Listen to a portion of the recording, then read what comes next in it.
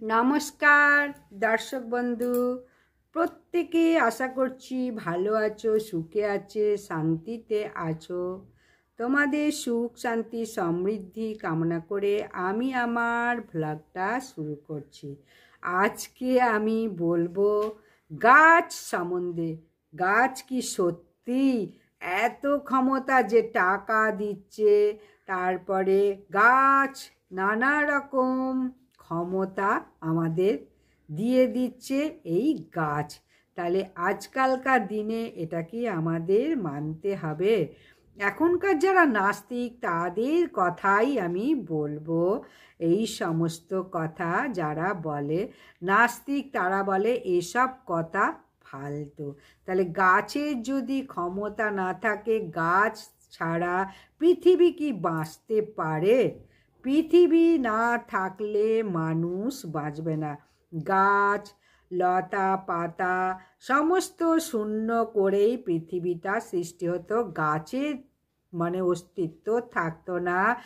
প্রকৃতিকে বাঁচানো, গাছের কথা তুলে ধরা, গাছ একটি প্রাণ, এইসব কথা কেউ বলতো না। যারা মানে না তাদের কথা বলছি, আর যারা মানো তাদের জন্য বলবো গাছ ছাড়া তো আমরা বাঁচব না, এটা পরীক্ষিত প্রমাণিত। গাছ ছাড়া কি কেউ বাঁচতে পারে? পারে না। সঙ্গে সঙ্গে ফল পেতে গেলে কি গাছ লাগাতে হয় বলো? বিচুটি পাতা যদি গায়ে লাগাও, তাহলে যারা বলে গাছের অত ক্ষমতা নেই, তাহলে তারা একটু বিচুটি পাতা গায়ে লাগিয়ে দেখো, বা কোনো গাছের আঠা একটু চোখে লাগিয়ে দেখো, বা কোনো গাছের বীজ একটু খেয়ে দেখো, তারপরে বুঝতে পারবে যে গাছের কোনো ক্ষমতা নেই। যে কোনো গাছের শেকড় অজান্তে যদি খাও, খেয়ে দেখো কোন গাছ কাকে প্রাণ কেড়ে নেবে, কার চোখ নিয়ে নেবে, কার বড় ক্ষতি হবে। যারা মানবে না তাদের কথা বলবো না, যারা গাছ সম্বন্ধে মানো তাদের কথাই বলবো। তাই প্রথমেই বলবো কোন কোন গাছগুলো বাড়িতে খুব লাগানো ভালো, এটা তো অবশ্যই আগে বলেছি। এখন বলবো একটা, যে গাছ আমাদের টাকা দেয়, মানি প্ল্যান্ট গাছকে বলা হয় টাকার গাছ। টাকা হয়তো ঝরঝরিয়ে পড়বে না মানি প্ল্যান্ট থেকে, কিন্তু গাছটা অতি পবিত্র এবং উপকারী গাছ।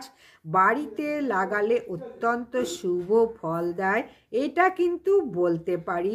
যে কোনো শাস্ত্রে শাস্ত্র বলতে বনস্পতিতে বলা হচ্ছে এই গাছের অনেক গুণাগুণ।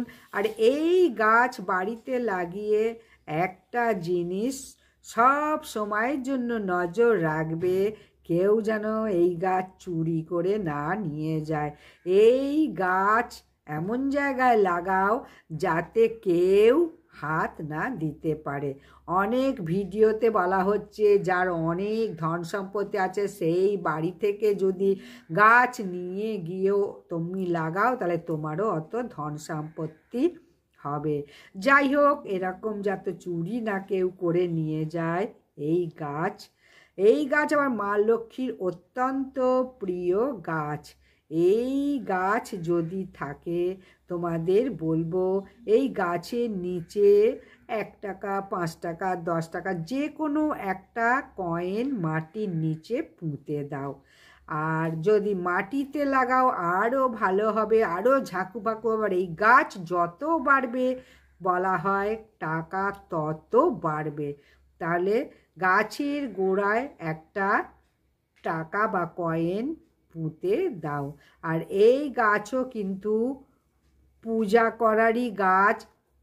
শুদ্ধ জল দাও এই গাছে, নোংরা জল দেবে না। সুন্দর তাজা সবুজ রাখতে এই গাছটাকে কি দেবে? আলু থেতো করে যদি রস দাও, এই গাছ সুন্দর এবং টাটকা সতেজ থাকে। বনস্পতি বইতে এই কথা লেখা আছে। এই গাছ যেখানে থাকবে সেখানে কিন্তু ওই যে ঝাঁটা জুতো কোনো নোংরা জিনিস ভিজে নেতা এইসব আবর্জনা কিন্তু এই গাছের কাছে রেখো না। এই গাছও কিন্তু অত্যন্ত শুভ গাছ, যেমন বেল গাছ, তুলসী মহারানী গাছ, অশ্বত্থ গাছ, বট গাছকে যেভাবে আমরা শুদ্ধ পরিচর্যা করি এবং এই গাছকেও সেইভাবেই করতে হবে। আর এই গাছে লাল রঙের সুতো বেঁধে দাও, দেখবে খুব শক্তিশালী হবে। এই গাছ যদি বাড়িতে থাকে তাহলে তোমার বাড়িতে কেউ টোনা টোটকা বা কুনজর দিতে পারবে না। এই গাছ ব্যালকনিতে লাগতে পারো ঠিকই, কিন্তু কেউ হাত যেন না পায়।